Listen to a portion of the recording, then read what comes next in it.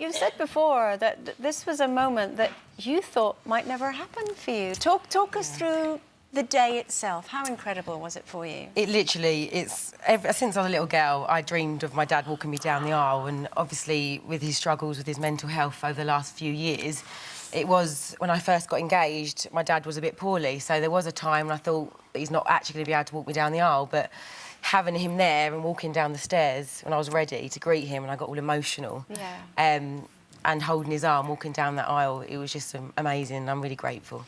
Now, obviously, you're in the car together, because, you know, that's what daddies and daughters do. You went in the car, and is it true you had to do a few laps first, because people were late? Yeah, a bit early, very much. You were a bit early? Yeah, very early. We was actually on time, and then everyone else was running behind, so then we had to have a lap around the high street. Yeah. Did you worry a bit in the run-up to the wedding that, obviously, weddings are quite stressful anyway. Did you worry that it might be a trigger for... Yeah, because there's lots of things, obviously, the speech and... Yeah. My dad's obviously, he does social events, but he's not being in that situation with family, and it is quite stressful. So, and he's not a party goer, and everyone obviously drinking, and it's not his scene. Yeah. So it does worry you, but he was absolutely amazing. He had a little glass of wine. Did you keep ringing him up going, "You're still coming? You're still coming"? You know what? No, I didn't, actually. I sort of chilled out a little bit, but I think internally I was like... And how was it for you, Frank? How was it for me? Very emotional, very good day. Everything went well, you know. I mean, a couple of days previous to, we went down to church and done a rehearsal and whatever, and everything went to the T. Were you nervous at all? I mean, it's a big day for the dad. Nervous? Not really. She's a very confident girl, and her husband, Bobby, he's a very confident guy, and I know they had it together and they held it together. And how was your speech? My speech? Yeah, I've done a speech. I can't even remember what I said in the speech. But I met Bobby years ago. We went for a drive and we sat down, and he's a man of his word. He said he loved Rachel and he's done everything and he's good for her, and they're good together, you know what I mean? So I'm happy with him. That's all you can wish for, isn't it? Very, as a dad, definitely. In fact, the conversation you cherish the most happened after, actually, the wedding, didn't it? Because for me, like, my dad, he's a man of few words, and his speech was lovely, but I didn't really... It's not about how amazing it went on the day. Like, the day after, he rang me, and he was just how proud he was of me. And that he loves me, and he loves Bobby, and he's really grateful to have him in the family. And that meant more than the father of the bride speech.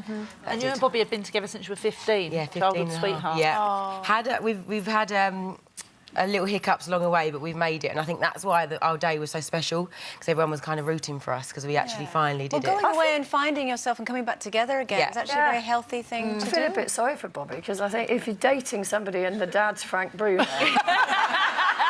you're not going to mess up, are you? The nicest thing about Bobby, like, he wouldn't give a monkey if you're King Kong or whatever. He's from Essex and he'll give you a run for your money. So proper Essex lad. I don't mean that rudely, but he can stick up for himself. He's not afraid of Frank Bruno, wherever he is. No one's afraid of you, Frank. No. Frank, you are such a sweetheart. I remember 30 years ago in the Apples Health Club gym. Terry, and you doing your aerobics. Obviously, aerobics help you as part of your fitness for your training and everything. And you were such a sweetheart. And I, you know, like Bobby, I mean, an Essex lad down to earth, and you know, you have this incredible, powerful persona. Oh, thank you, making me blush. At the end of it, you're a softie, you know, and I'm like human, you know what I just mean? human, Yeah, exactly. And human. everybody goes through the struggles, and it's so lovely to see you pulling out on the other side. And what's been so wonderful is obviously you have been very open about your struggles. Was there a moment where you were worried in yourself that you wouldn't get to enjoy the day that you did 3 weeks ago? I wasn't worried at all, you know what I mean? After I got divorced and whatever, I was left by myself, so I went through a bad patch, and sometimes coping by yourself. I'm dyslexic, and having bills and different bits and pieces, having jobs, you got to go up there, driving yourself. He just got on top of me, and I lost it, you know what I mean? Some people go through a bad patch. I went through a bad patch. I'm through the bad patch. I had no bad thoughts about me not walking down the aisle, because I'm a fighter and I'm a survivor and I'm a ducker and diver, so... For those watching who don't know, you've got an official diagnosis, haven't you, of bipolar? So allegedly, bipolar. When you look back now, with that sort of hindsight, when did you first see the signs? Do you think boxing masked that? Did you have it as a child? I think sometimes it can mask it, because sometimes when you go to boxing, you go to a training camp and you're in that training camp. You got to get up in the morning, you got to run.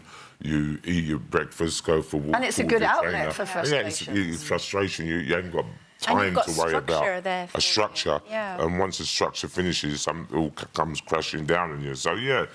Everybody goes through a bad patch. And I retired at 33 and sitting at home doing nothing. What I had to do, press conferences, go around the world, and it all comes down crashing down on you. But I don't wish it upon nobody, but we all got some form of mental health. Yeah. Did you know, actually, that... Did you know that one of your former opponents, Mike Tyson, he's also got bipolar? I think he's got a bit more than allegedly, anger management. You can sit and have a nice cup of tea together. I think if we all look at ourselves in the mirror and go through our lives and different bits and pieces, we all got some form of... So how are you now? You look amazing. I'm very, very... You don't look too bad yourself.